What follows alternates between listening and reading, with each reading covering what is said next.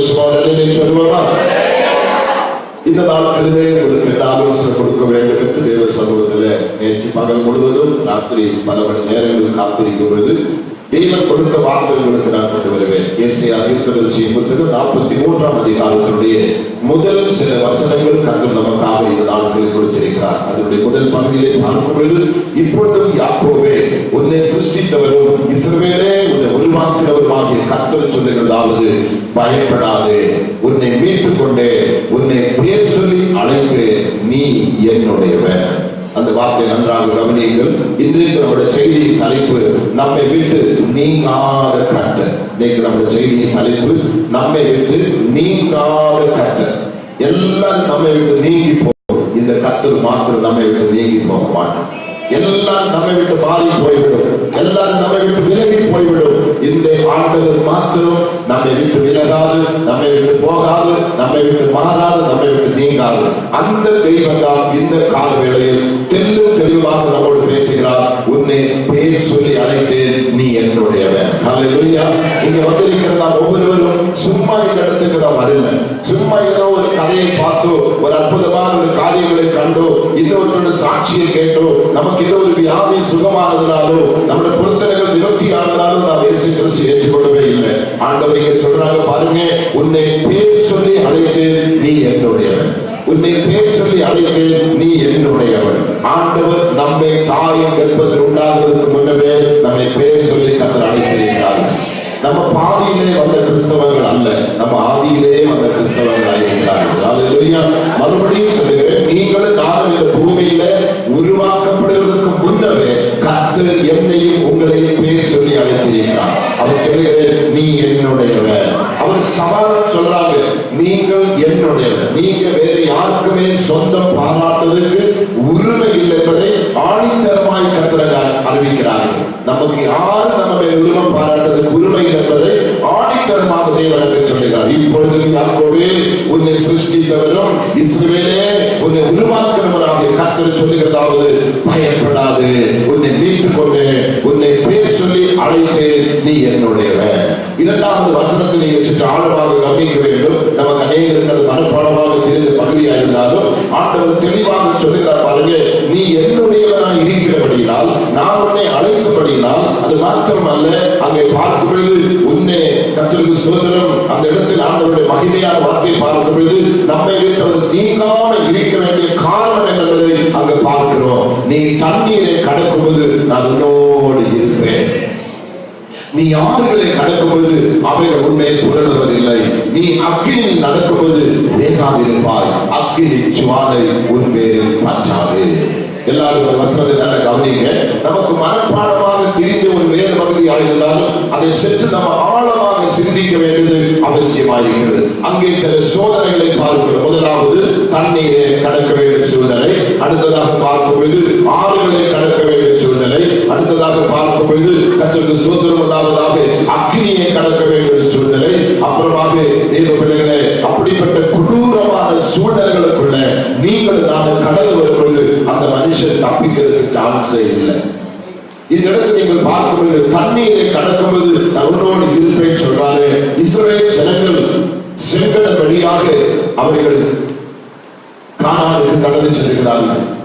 எந்த மனுஷனாலே பயணம் செய்யக்கூடாத இடங்களில் கால்களில் கூட தண்ணீர் தொடாதபடி உணங்கின இடத்திலோடு, வறண்ட இடத்திலோடு ஒரு சரியான சேஃப்டியாக, பாதுகாப்பாக அந்த தண்ணீரை ஒரு சொட்டு அவர்களை சேதப்படுத்தாதபடி தேவன் அவர்களை வழிநடத்தி கொண்டு போனதை அங்க பார்க்கிறோம். நீ தண்ணீரை கடக்கும் பொழுது தன்னோடு கூட இருப்பேன். நீ ஆறுகளை கடக்கும் போது அவைகள் உண்மையை புரளுவதில்லை. ஆறுகள் சொல்லும் பொழுது யோர்தான் நதியை குறித்து பார்க்கலாம். அது மிகவும் பெருக்கெடுத்து, அறுப்பு காலத்திலும் மிகவும் பெருக்கெடுத்து ஓடக்கூடிய ஒரு ஆறுதான் யோர்தான் நதி. இந்த நதியிலும் ஒரு விசை எலியாவும் எலிசாவும் அந்த கரைக்கு செல்லுகிறார்கள். அவர்களும் அந்த நதியில காது நனையாமல், ஒரு சொட்டு தண்ணி உடம்பிலே தட்டி கொள்ளாமல் உணங்கிற வழியாக அந்த கரைக்கு செல்லுகிறார்கள்.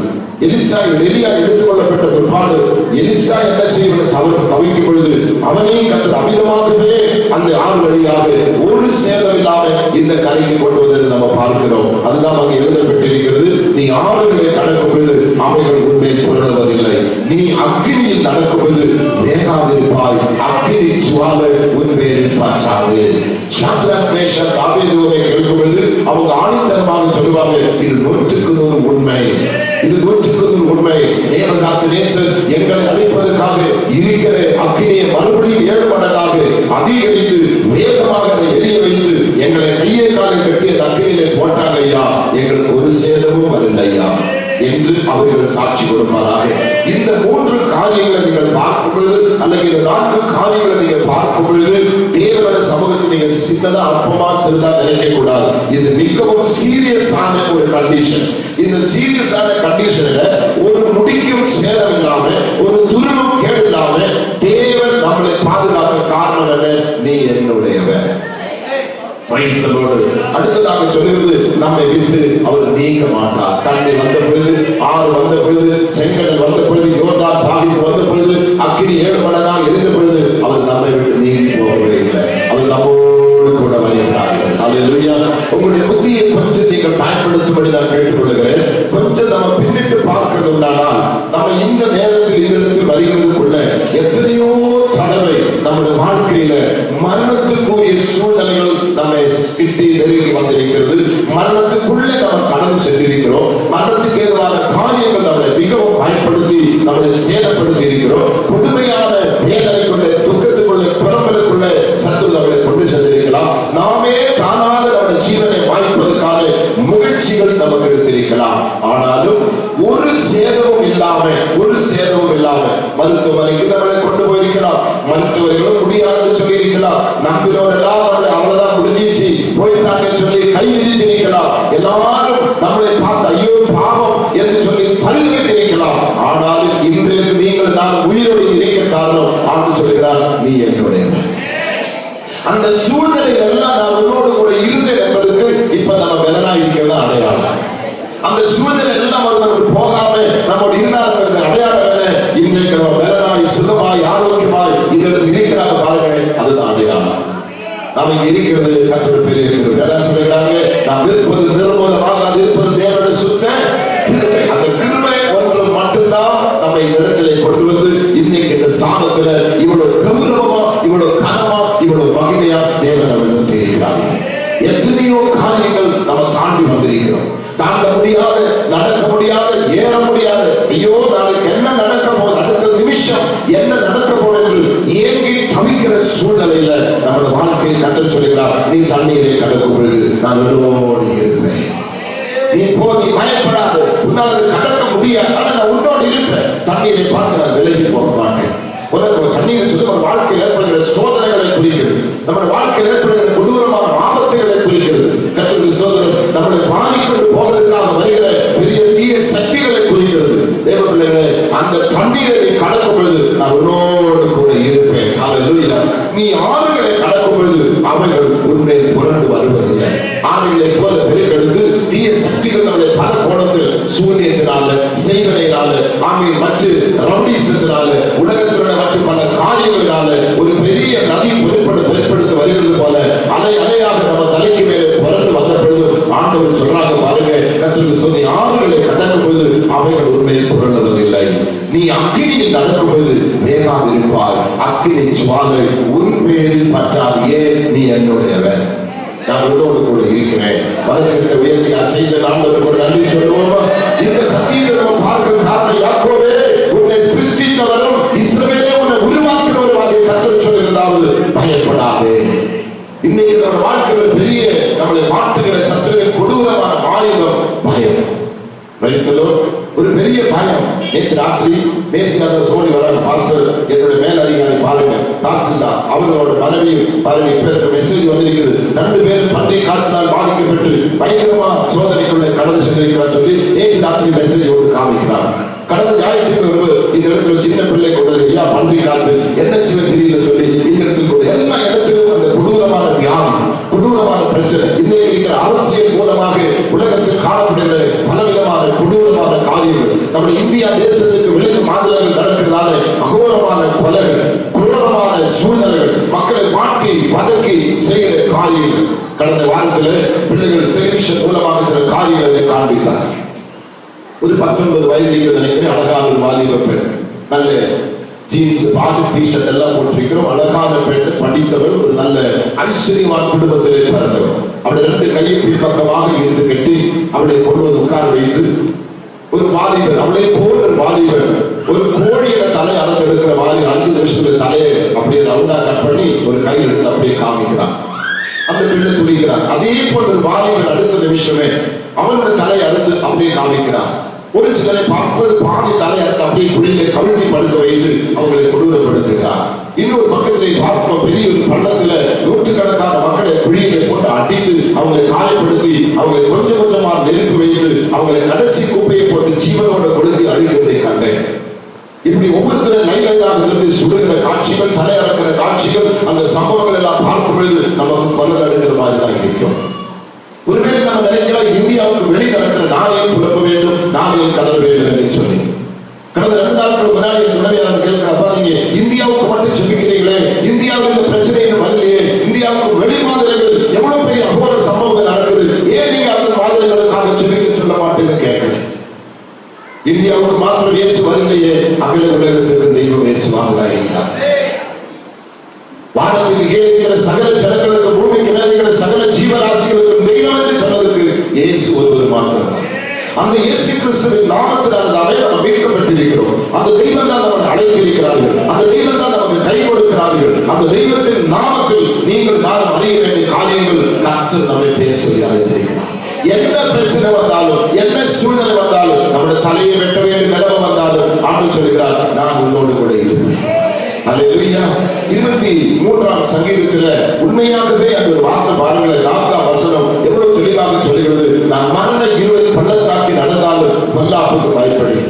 ஏன் தேவரீர் என்னோடு கூட இருக்கிறேன், உமது கோல் உமது தடி என்னை தேற்றும். மனப்பாடமான ஒரு வசனமாக இருந்தாலும் நீங்கள் இந்த செய்தியோடு கூட கவனிக்கும் பொழுது அறிய வேண்டிய ஒரு காரியம், ஆண்டு சொல்லி மரண இருளில் பள்ளத்தாக்கி நடக்க வேண்டிய சூழ்நிலை வரும்.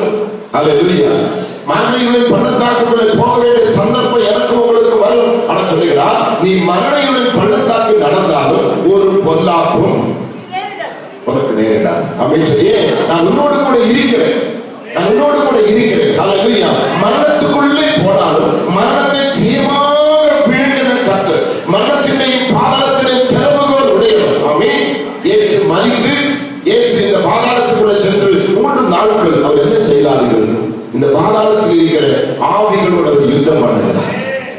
ஆவிகளோட யுத்தம் பண்ணி மரணத்தினையும் பாதாளத்தினை திறவுகோல் இயேசு சுதந்திரித்து, அங்கே நோவாவின் காலங்களிலே மரித்து போன பரிசுத்தவான்களுடைய ஆத்துமா அங்கே பாதாளத்தின் மேல் பகுதி பரதேசி நிலை பார்த்து இருந்தார்களே, அவர்கள் மிக துக்கத்திலும் வேதனை இருந்தார்களே, அவர்களை அழைத்து கொண்டு மறுபடியும் இயேசு உயிரோடு வெளிவருகிறார். இயேசு உயிரோடு எழுதும் பொழுது நூற்றுக்கணக்கான பரிசுத்தவான்கள் எழுதி உயிரோடு வெளியே வந்திருக்கிறார். அவர்களை அழைத்து கொண்டு அப்படியே இயேசு பரலோகத்துக்கு சென்றார் என்று வேத புத்தகம் தெல்லும் தெளிவாக நமக்கு சொல்லுகிறது. நான் அந்த வசனங்களை கடந்த தினத்தில் தியானிக்கும் பொழுது எவ்வளவு கலசங்கள தேவை நம்மளை அழித்து பாதாளத்திலே கொண்டு போனாலும் அங்கேயும் வந்து நம்மளை தப்பிக்க நரகத்துக்கு போனா நம்மளை தப்பிக்க வரமாட்டாங்க. நரகத்துக்கு போனா நமக்கு விடுதலை கிடையாது. அங்க இயேசு இறங்கி வர முடியாது, இறங்கி வந்தால் நம்மளை பாதுகாக்க முடியாது. ஆனால் அங்க இயேசு வந்தால் ஆவிகளோடு யுத்தம் பண்ணார்கள். அது மாத்திரமல்ல, மரணத்தினையும் பாதாளத்தினையும் திறவுகோல் இயேசுவின் கையில் இருக்கிறது. அல்லேலூயா. அப்படிங்கிற அர்த்தம் என்ன? நம்முடைய ஜீவன் இயேசுவின் கரத்தில் இருக்கிறது. அவரை தவிர யாரும் நம்முடைய ஜீவனை தொட முடியவே முடியாது என்பதுதான் உண்மையான சத்தியம். அந்த ஸ்தானத்துக்கு நம்ம செல்லும் பொழுது ஆண்டோட வார்த்தையை மிகவும் தொடப்பட்டது, நீ என்னுடையவன், நீ என்னுடையவன். எதை குறித்து நம்ம கவலைப்பட அவசியமே இல்லை. நம்முடைய சொந்தங்கள், பெந்தங்கள், பெற்றோர்கள், புருஷன், மனைவி, பிள்ளைகள் எல்லாம் நம்மளை வெறுக்கட்டுமே, நம்மளை தனிச்சு நிறுத்தட்டுமே, நம்ம அனாதையாக ஒரு திக்கற்றவனாய் தனிமையாக போகட்டுமே, யாரும் நம்மளை பார்த்து என்னதை கேட்கிறது ஒருவராக இருக்கட்டுமே, அங்கே சொல்லுகிறார், நீ என்னுடையவன், நீ என்னுடையவனாக.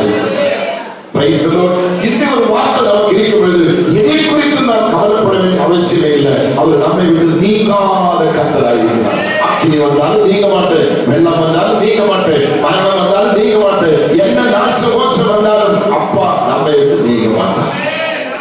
நம்முடைய சொத்துக்கள் நம்மை விட்டு நீங்கி போயிடும், சொந்தங்கள் நம்மை விட்டு நீங்கி போயிடும், நண்பர்கள் எல்லாம் நம்மை விட்டு நீங்கி போயிடும், புருஷன், மனைவி, பிள்ளைகள், அப்பா அம்மா எல்லாரும், சபை போதக விசுவாசிகள் எல்லாரும்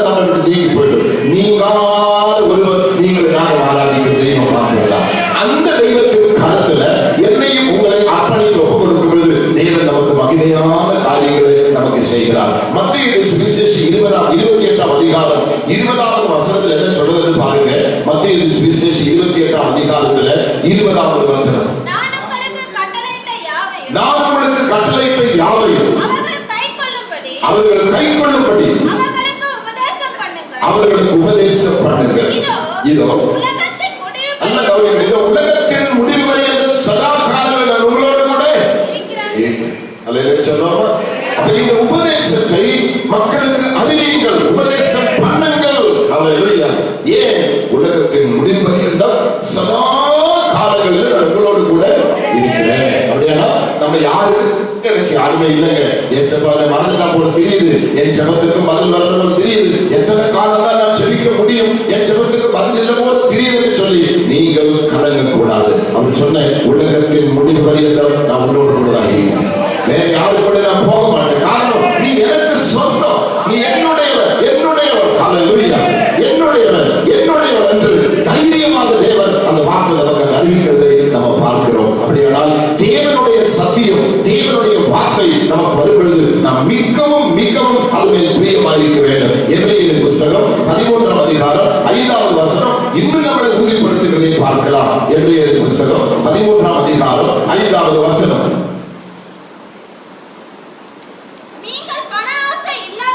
அங்கே ஆண்டு சொல்லுகிறது, நீங்கள் பண ஆசை இல்லாதவர்களால் நடந்து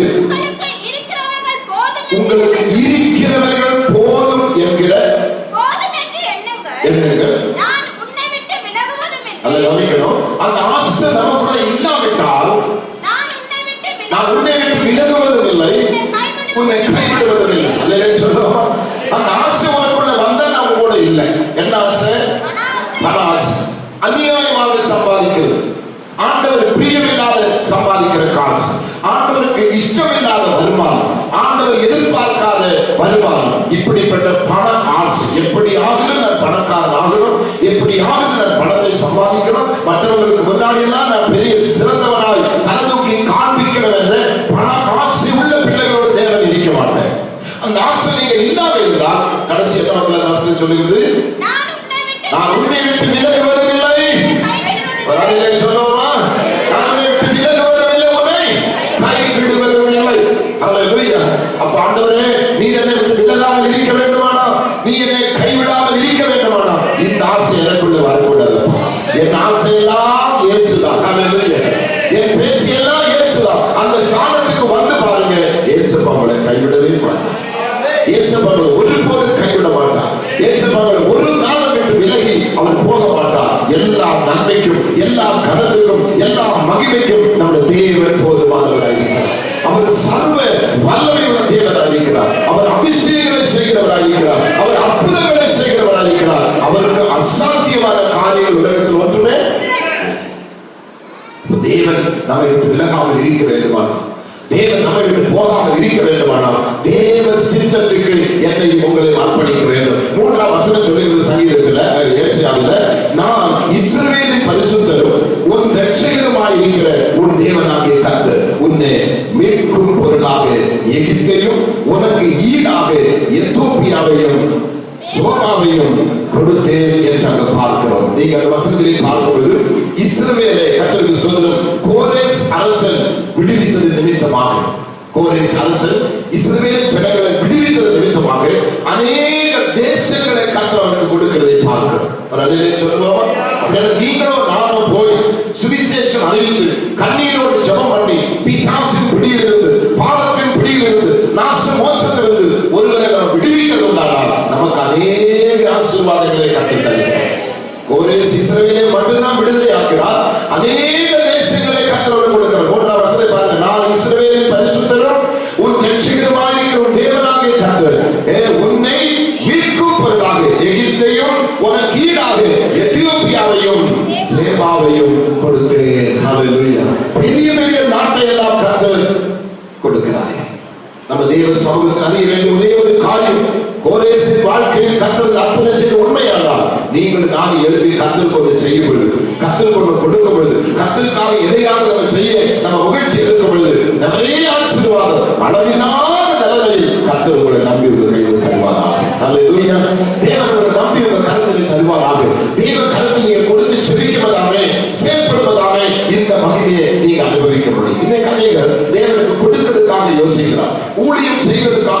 யோசிக்கிறார். ஆத்மாக்களிலே போய் சுவிசேஷம் அறிவிப்பதற்காக யோசிக்கிறார். மற்றவர்களை கிறிஸ்துவுக்குள்ள சபைக்குள்ளே கொண்டு வருவதற்காக யோசிக்கிறார்கள். ஆண்டவருடைய சமூகத்தில் அர்ப்பணித்து குடும்பமாக எழுப்பி தேவனுக்காக பிரகாசிப்பதற்காக யோசிக்கிறார்கள். ஆனால் கோரேஸ் அப்படி செய்யல. இஸ்ரவேல் அடிமைத்தனத்தில் கிடக்கிறதை கண்டு எப்படியாவது இந்த ஜனத்தை மீட்டுதான் ஆக வேண்டும் என்ற வைராக்கியம் ஒரு கோரேஸ் எழுந்த பொழுது அதுக்கு மேலே கர்த்தர் அவருக்காக எழுதுகிறார். எனக்கு இந்த ஒரு தேசத்தை காப்பாற்ற இந்த நாட்டை எல்லாம் நீ பிடிச்ச சொந்தக்காரன் மாறிவிடும்.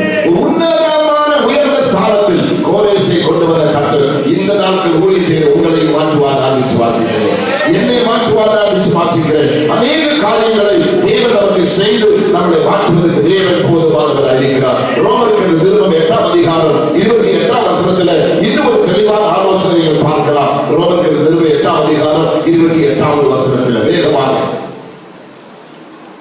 ரோமர் 8:28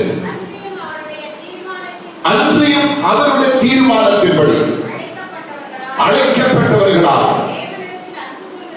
தேவனிடத்தில் அன்பு கூர்ந்தவர்களுக்கு நமக்கு நடக்கிறதல்ல எப்படிங்க சகலமும் நன்மைக்கு ஏதுவாக நடக்குது என்று அறிந்திருக்கிறேன். நல்ல கவனிங்க இந்த வசனத்தை எல்லாரும் பாருங்க. ரோமர்கள் 8ஆம் அதிகாரம் சிஸ்டர் வாசித்ததான வசனம் 28வது வசனம். அங்கே நம்ம பார்க்கும் பொழுது தேவன் சொல்லப்படுகிறதான வார்த்தை என்ன தெரியுமா? அன்றியும் அவருடைய தீர்மானத்தின்படி அழைக்கப்பட்டவர்களாகி தேவனிடத்தில் அன்பு கூறுகிறவர்களுக்கு எல்லாருக்கும் கிடைக்காதுங்க. அழைக்கப்பட வேண்டும். அழைக்கப்பட்ட மக்கள் தேவனிடத்தில் எப்படி இருக்க வேண்டும்? அன்புள்ள பிள்ளைகளாக இருக்க வேண்டும். இன்னைக்கு எத்தனை பேருக்கு தேவனிடத்தில் அன்பு இருக்குது பாருங்க. தேவனிடத்தில் அன்புள்ள பிள்ளைகள் வேத புத்தகத்தை வாசிப்பாங்க. தேவனிடத்தில் அன்புள்ள பிள்ளைகள் அதிகமாக ஜெபம் பண்ணுவாங்க. தேவனிடத்தில் அன்புள்ள பிள்ளைகள் கணக்கு இல்லாமல் கர்த்தருக்கு கொடுப்பாங்க. தேவனிடத்தில் அன்புள்ள பிள்ளைகள் அழிந்து போகிற ஆத்துமாக்களுக்காக குமரி அவங்க ரட்சிப்புகளை கொண்டு வருவாங்க. தேவனிடத்தில் அன்புள்ள பிள்ளைகள் ஆலயத்துக்கு தூண்களா இருப்பாங்க. தேவனிடத்தில் அன்புள்ள பிள்ளைகள் ஊழியக்காரருக்கு ஊரும் ஆர்வமா இருப்பாங்க. தேவனிடத்தில் அன்புள்ள பிள்ளைகள் குடும்பத்துக்கு சாட்சியா இருப்பாங்க. தேசத்துக்கு சாட்சியா இருப்பாங்க. புருஷனுக்கு சாட்சியா மனைவி இருப்பாங்க. மனைவிக்கு சாட்சியா புருஷன் இருப்பாங்க. இப்படிதான் தேவனுக்கு பயப்படுகிற பிள்ளைகளோட வாழ்க்கையில் காணப்படுகிற காரியம் அங்கே சொல்லப்படுகிறது. அன்றியும் அவருடைய தீர்மானத்தின்படி அழைக்கப்பட்டவர்களாகி தேவனிடத்தில் அன்பு கூறுவதற்கு சகலமும் நன்மைக்கு ஏதுவாக நடக்கிறது என்று அறிந்திருக்கின்றோம். 29ஆம் வசனம் நம்முடைய குமாரன் அநேக சகோதரர்களுக்குள்ள முதல் பேராளராய் இருக்கும் பொருட்டு தேவன் எவர்களை முன்குறித்தாரோ அவர்களை தமது குமாரனுடைய சாயலுக்கு ஒப்பாய் இருப்பதற்கு முன்குறித்திருக்கிறார். என்னையும் உங்களை கர்த்தர் எப்படி முன்குறித்து தெரியுமா? இயேசு கிறிஸ்துவின் சாயலில் இருக்கும்படியாக நம்மை முன்குறித்திருக்கிறார். ஒரு ஆமென் சொல்லுவோமா? ஆண்கள் பெண்கள் எல்லாரும் சொல்லுங்க. அவருடைய சாயலில் நம்ம இருக்க வேண்டும். வேறு எந்த சாயலும் நமக்கு இருக்கக்கூடாது. 30ஆம் வசனம் சொல்லுது எவர்களை முன்குறித்தாரோ. நாம் மறுபடியும் நம்ம பாதியில் வந்தவங்க அல்ல. யாருடைய ஒரு சாட்சி கேட்டு ஒரு வயிற்று வலி மாதிரியோ நெஞ்சு வலி மாதிரியோ நம்ம கிறிஸ்துவை ஏற்றுக்கொள்ளவே இல்லை. இந்த உலக தோற்றத்துக்கு முன்னவே கர்த்தர் நம்மை முன்குறித்திருக்கிறார். சந்தோஷமா ஆமென் சொல்லுவோமா? இந்த உலக தோற்றத்துக்கு முன்னவே கர்த்தர் என்னை உங்களை முன்குறித்திருக்கிறார்கள். அதான் சொல்லுது அவர் எவர்களை முன்குறித்தாரோ அவர்களை அழைத்திருக்கிறார். ஹல்லேலூயா. நீங்க நினைக்கலாம் இன்னைய குடும்பத்தில் நிறைய பேர் இருக்கிறாரு, அவங்களை ஏன் கர்த்தர் அழைக்கல? எங்க ஊர்ல நிறைய பேர் இருக்கிறாரு, எங்க நகரில் நிறைய பேர் இருக்கிறாரு, காஞ்சிபுரத்தில் நிறைய பேர் இருக்கிறாரு, அவங்கள ஏன் வரல? அவங்களால இன்னும் கர்த்தரை முன்குறிக்கவே இல்லை. ஆனால் தகுதியற்ற என்னை உன்னை கர்த்தர் முன்குறித்திருக்கிறார். ஹல்லேலூயா. நம்முடைய அழகை பார்த்தோ, நம்முடைய அந்தஸ்தை பார்த்தோ, நம்முடைய உண்மையை பார்த்தோ, நாம் கொடுக்கிற பணத்தை பார்த்தோ, நம்முடைய புகழ் சொத்தை பார்த்து தேவன் முன்குறிக்கவில்லை. எப்படியோ உள்ளங்கள் முடுக்கு மூலையில ஒரு கருணை நமக்கு கிடைத்தது. ஹல்லேலூயா. அவங்க சொல்ற பாருங்க, கர்த்தருடைய ஸ்தோத்திரம். எவர்களை முன்குறித்தாரோ அவர்களை அழைத்திருக்கிறார். எவர்களை அழைத்தாரோ அவர்களை நீதிமான்கள் ஆக்கியும் இருக்கிறார்.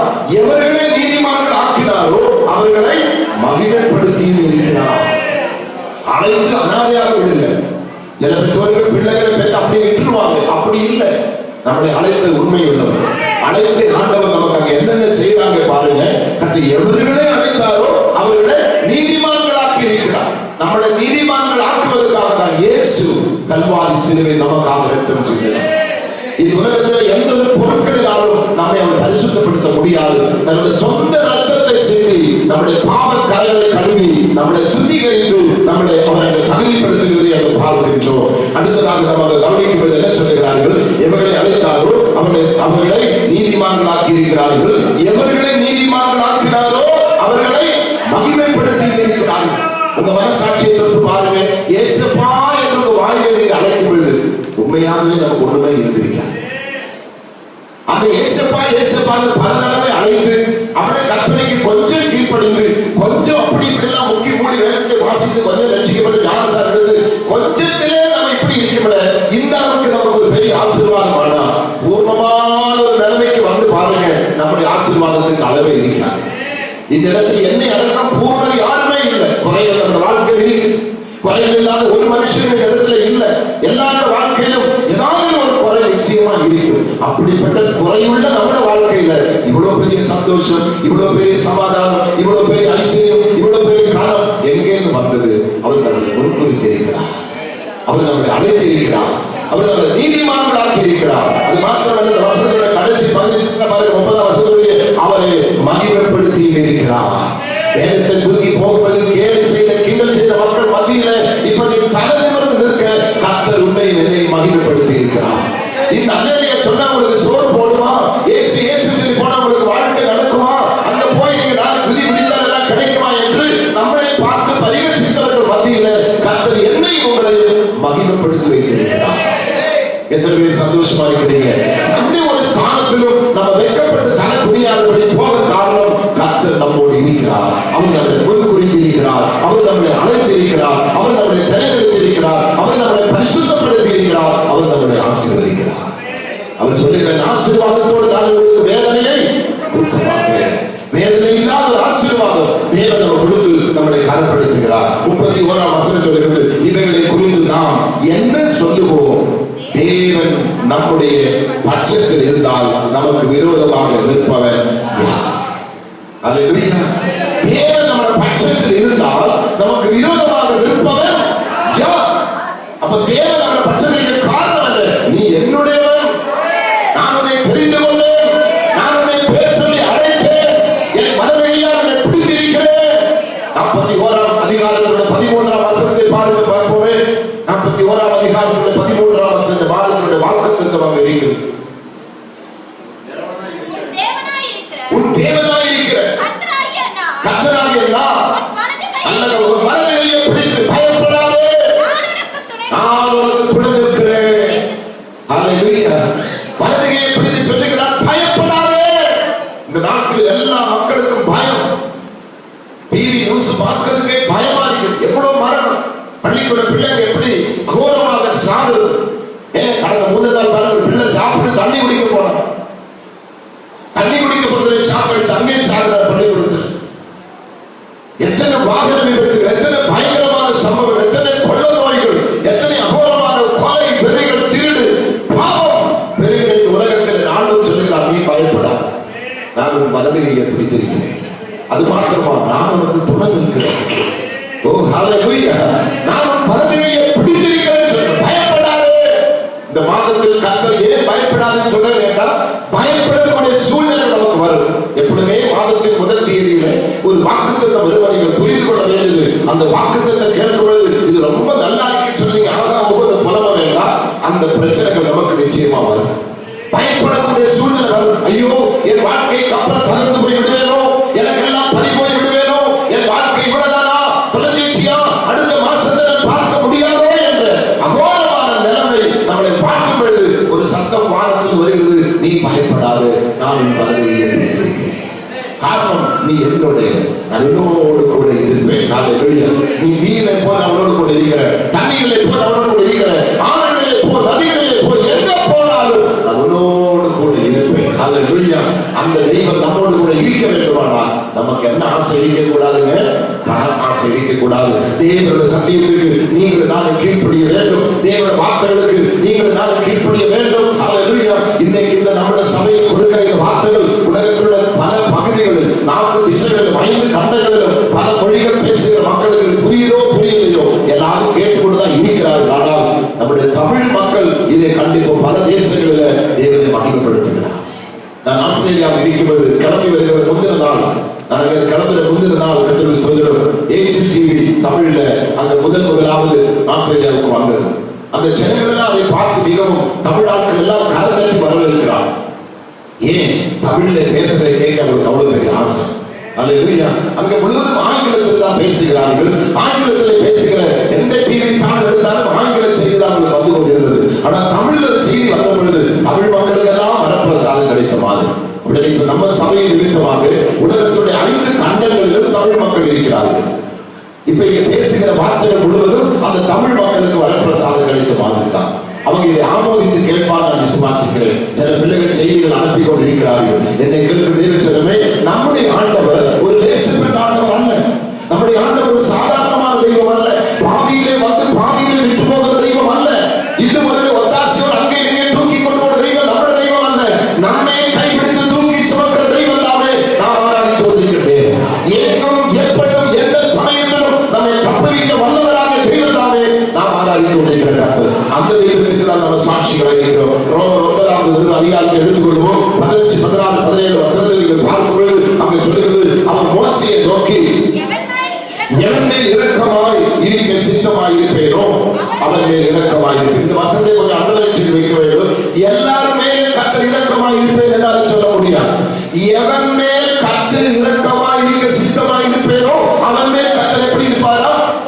நான் ரட்சிக்கப்பட்டதுனால, நான் ஞானஸ்நானம் எடுத்ததுனால, நான் ஒரு பாஸ்டரா இருக்கிறதுனால, ஒரு பாஸ்டரோட மனைவியா இருக்கிறதுனால, பாஸ்டரோட பிள்ளைகளா இருக்கிறதுனால, சபையில முக்கியமான பொறுப்பில் இருக்கிறதுனால கர்த்தர் அப்படி இல்லை. இங்க என்ன செய்யுமா? அவர் மோசேயை நோக்கி எவன் மேல் இரக்கமாய் இருக்க சித்தமாய் இருப்பேனோ அவன் மேல் இரக்கமாய் இருப்பேன்.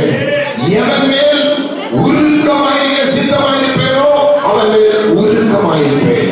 இரக்கமாய் இருப்பேன், உருக்கமாய் இருப்பேன். வரவே சொல்லலாமா?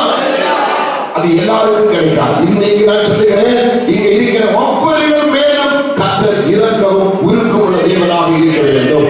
அவர் இரக்கம் உள்ளவராக இருந்தால் நமக்கு இரக்கம் கிடைக்கும். அவர் உருக்கம் உள்ள தேவனாக இருந்தால் நமக்கு எல்லாமே கிடைக்கும். அப்படின்னு சொல்லுவோமா? நம்ம எதை குறித்து கலங்க, எதை குறித்து யோசிக்க அவசியமே இல்லை. 16ஆம் வசனம் சொல்லுகிறது, ஆகையால் விரும்புகிறவனாலும் அல்ல, ஓடுகிறவனாலும் அல்ல, இறங்குகிற தேவனாலே யாகும். ஹல்லேலூயா. ஆமென். பாருங்க, அவர் என்ன சொல்றார்? ஆகையால் விரும்புகிறவனாலும் அல்ல, ஓடுகிறவனாலும் அல்ல, இறங்குகிற தேவனாலே. அப்படி நம்ம தேவன் யாரு? இரக்கத்தின் தேவனாக இருக்கிறார்.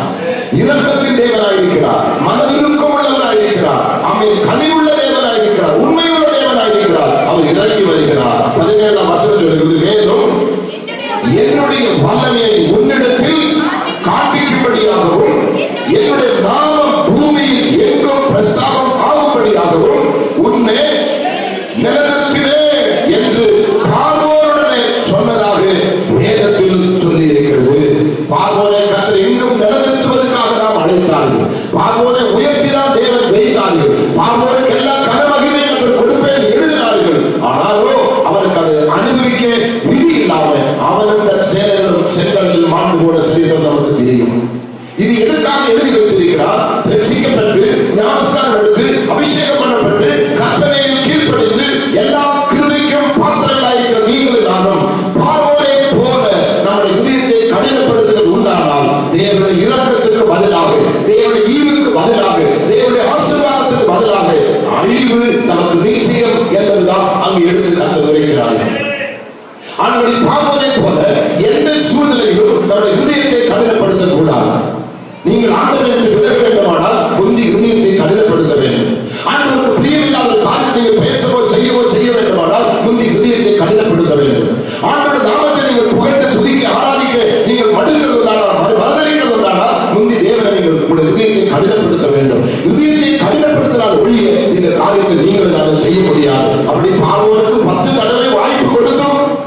அவன் இதயத்தை கடினப்படுத்தி அவன் கொடூரமாக வாழ்ந்து போனார். அவனுடைய சடலங்குடி யாரும் அடக்கம் பண்ணி அவனுடைய கல்லறை கூட எதுவுமே இந்த பூமியில பார்க்க முடியாத நிலைமையில் அவனை வேரோடு கர்த்தர் வாழ்ந்து போக செய்தார். கடைசியாக 18ஆவது வசனம் சொல்லுகிறது, ஆதலால் எவன் மேல் இரக்கமாயிருக்க சித்தமாயிருக்கிறாரோ அவன் மேல் இரக்கமாயிருக்கிறார். எவனே கடினப்படுத்த சித்தமாயிருக்கிறாரோ, அந்த வசனத்தை கொஞ்சம் கோடி செய்து வைக்கிறாரே. எவன் மேல் இரக்கமாயிருக்க சித்தமாயிருக்கிறாரோ இறங்குகிறார். எவன்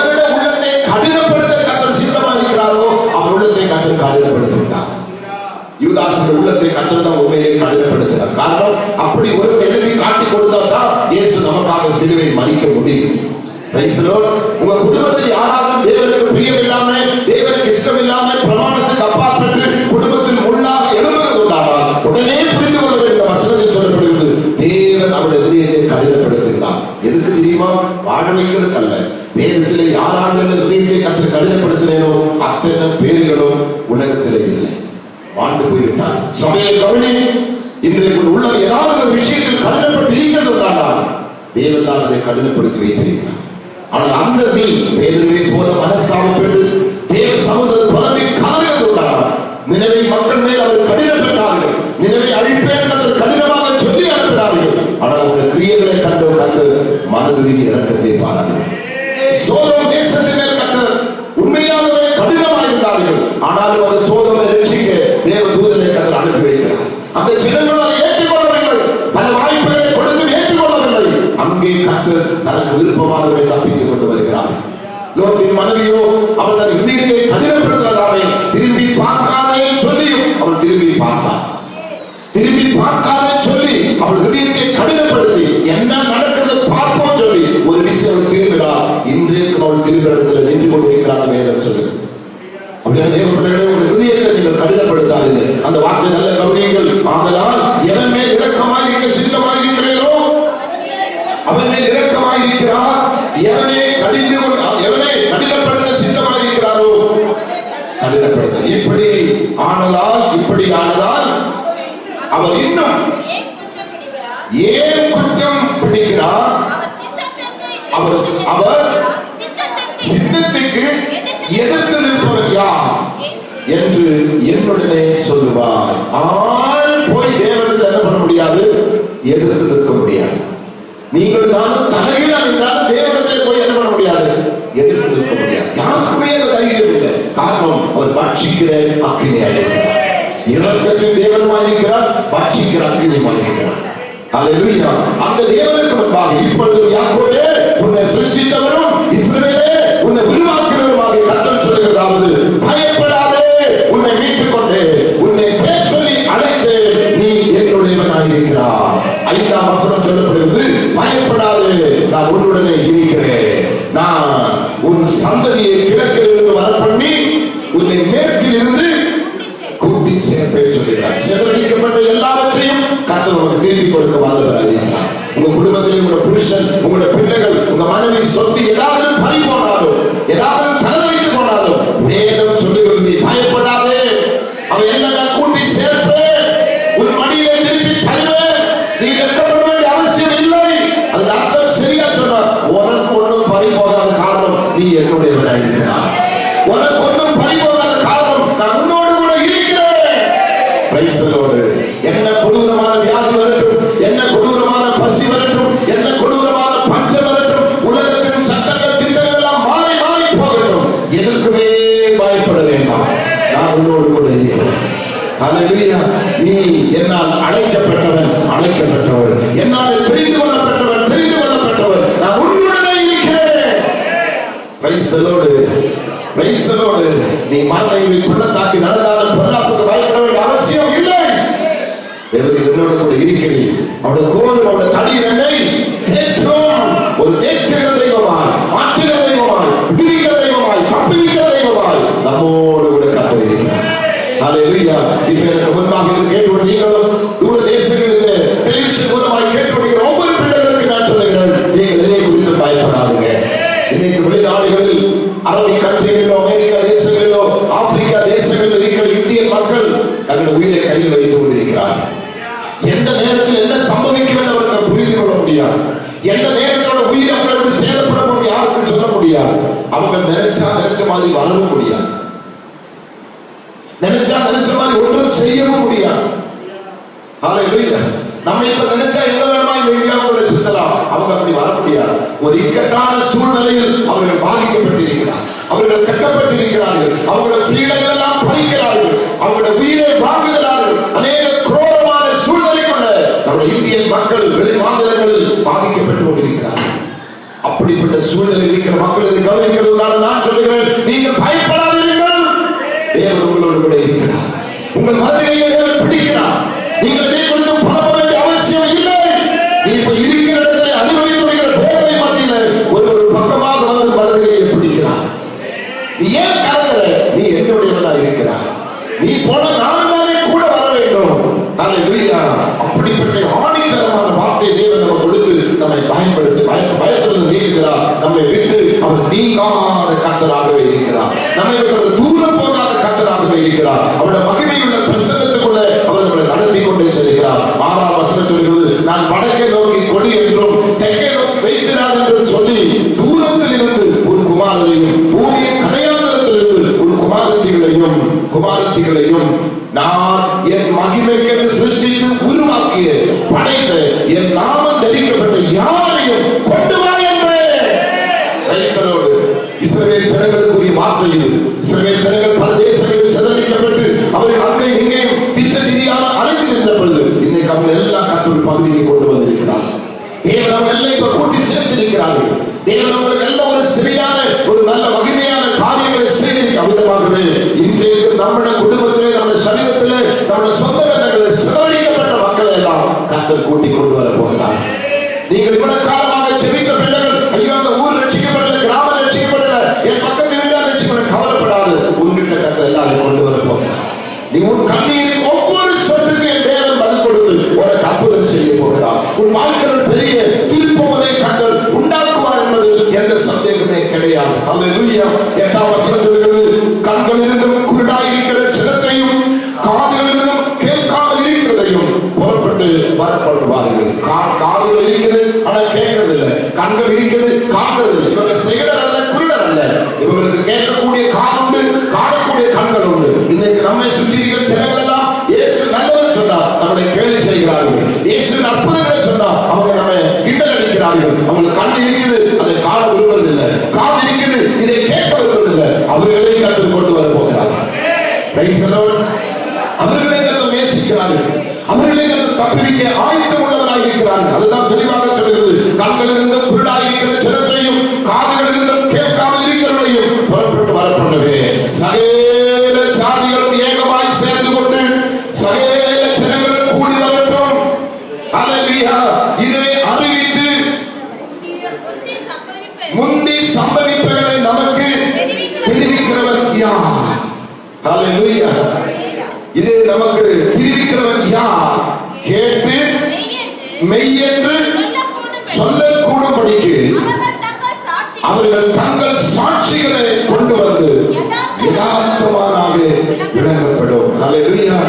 இன்னைக்கு நம்ம கொடுக்கிற சாட்சி எல்லாம் நம்மளை கிண்டல் அடிக்கிறாரே, பொய் சொல்றாரே, அவர்களுக்கு முன்பாக யதார்த்தத்தை கர்த்தர் காண்பிக்க போகிறார்கள்.